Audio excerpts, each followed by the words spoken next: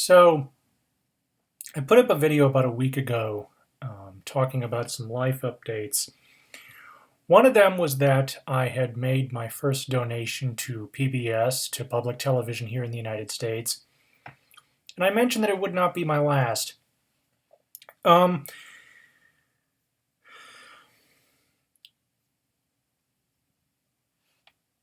what I'm about to say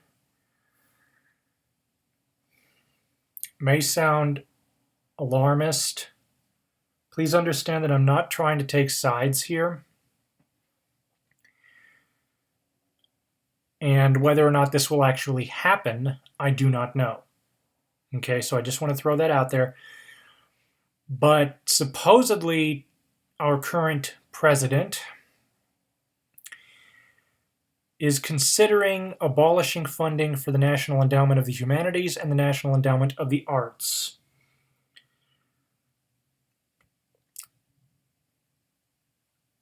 Both of those organizations fund things like academic research, cultural activities such as opera and whatnot, and they also fund a lot of their funding for public broadcasting comes from these organizations.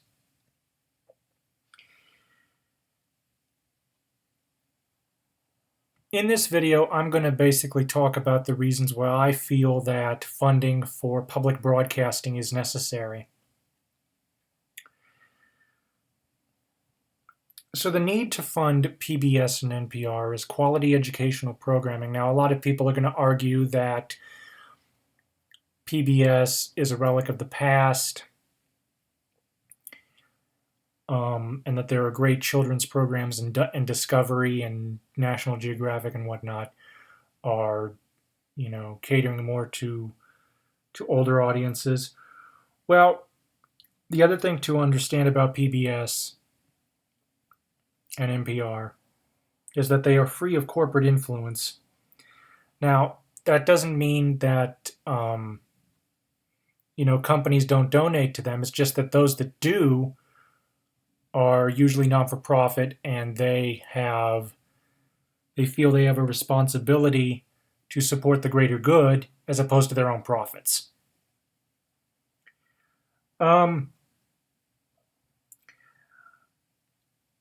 on occasion, public broadcasting material, and I apologize for glancing over at my iPhone, I'm just looking at my notes.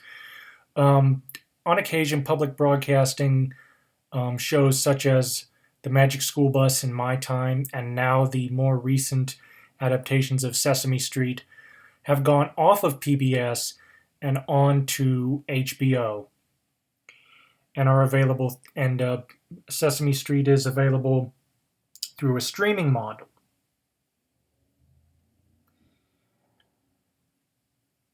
Not everybody can afford this streaming model. For instance, Amazon Prime is $99 a year.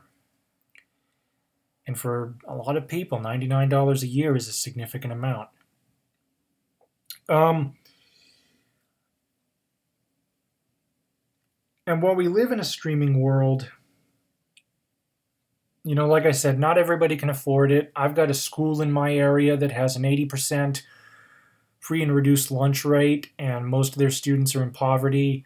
I remember several years ago, the principal of that school was on the local news discussing how they were providing for their basic amenities because a lot of the students were homeless and in poverty, and it's not a good situation. So public broadcasting allows for those people to gain access to quality programming over the air without having to pay streaming video or cable fees that they honestly cannot afford.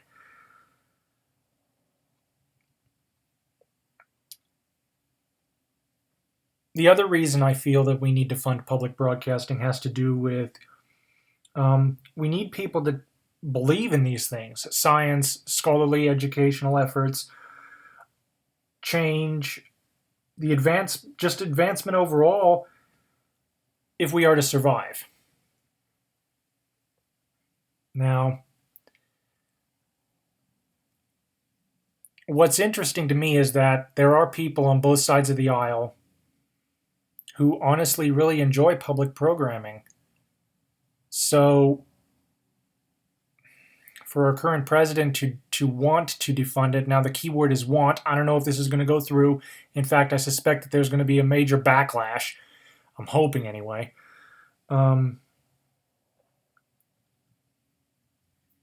It's just wow. But we also need the arts. They allow us to express who we are. They allow us to share our cultures, to tell stories. And for something, for instance, like history, it's one thing to read about it, and it's one thing to see a documentary of it, but to take a particular time period or character, such as Masterpieces Victoria on PBS, and highlight, what they went through this drama series, highlighting what it was like for Victoria to rise to the throne. That to me, that is just something that cannot be done without. To quote an article from USA Today, that is entitled "Celebrities Holding Out Hope for the Arts in the Age of Trump. They feel they are disruptors." This is January 21st. Quote, "The arts make you understand other people and other lifestyles. I think that's what artists can bring to our community and to our country," said Mad Men star Christina Hendricks. Quote, it gets people talking, and it brings people together." Similarly, from Forward.com, in an article entitled "If Trump Eliminates the National Endowment for the Arts, Artists Will Suffer," quote, "Art's power lies in its autonomy, and it's arguable that the necessity of state funds compromises this autonomy and mitigates art's radical potential. Another ever-present worry, what were to happen if, instead of destroying the two agencies, Trump or any president turned them into programs of state propaganda?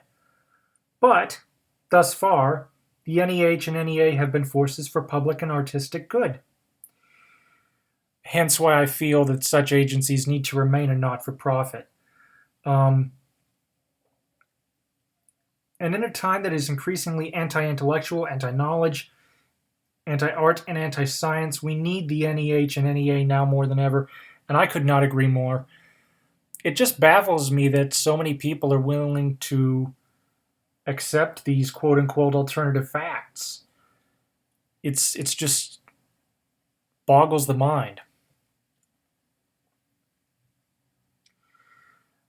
I personally support PBS, and my father supported both PBS and NPR when he was alive. And examples of the programming that I personally enjoy on PBS are the NewsHour, Masterpiece.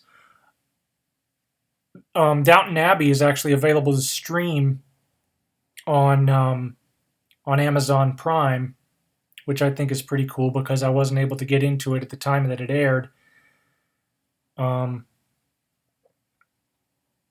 now, I mentioned in my prior video that I wanted to get into Victoria, and I have since done that, and I'm absolutely loving it. It's just a wonderful series. Nova and Frontline has very interesting, in-depth looks at things that corporate media doesn't always delve into. Just the other day, they had a very in-depth look at how Trump rose to where he is. And then you've got shows like Nova. These are all just wonderful programs, and to be free of corporate influence, that is what I think sets public broadcasting apart from anything else. The fact that I personally am contributing to something that I want to, that I'd like to see, that I know what's going up there because, they like I said, they're not beholden to ratings, they're not beholden to corporate interests, and we need somebody like that because, my personal fear is that let me say this. Not all corporations are bad. 5:00 But p.m. those that are, well, I just don't want... See, if they have the money to get in there and influence programming, then who's to say, it just wouldn't be a good situation. That is why I personally support public broadcasting. And if you feel that this has got you thinking, then perhaps you might want to consider doing the same. One of the other shows, I didn't list this, but one of the other shows I remember watching several years ago before he died was Bob Ross. Absolutely loved watching him paint and just the gentle holding your hand approach that he took to painting. Me personally, I've never been brave enough to get an easel out and try for myself, but it's programming like that honestly I don't think can be had anywhere else. And the other thing that's interesting about it is, like I said, because they're not beholden to corporate interests or ratings, I feel that PBS is a safe haven for those that want to get away from the corporate influence in our media. Me personally, I'll give you an example. If I'm watching a documentary on wild elephants of Africa, the last thing I want is to get a corporate-sponsored commercial about auto insurance or something that I honestly don't need or has nothing to do with the programming. But again, that's just me. I certainly hope I'm not the only supporter out there.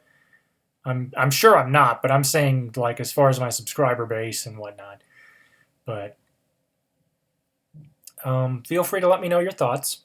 Thank you for watching. Comments are welcome, and have a nice day.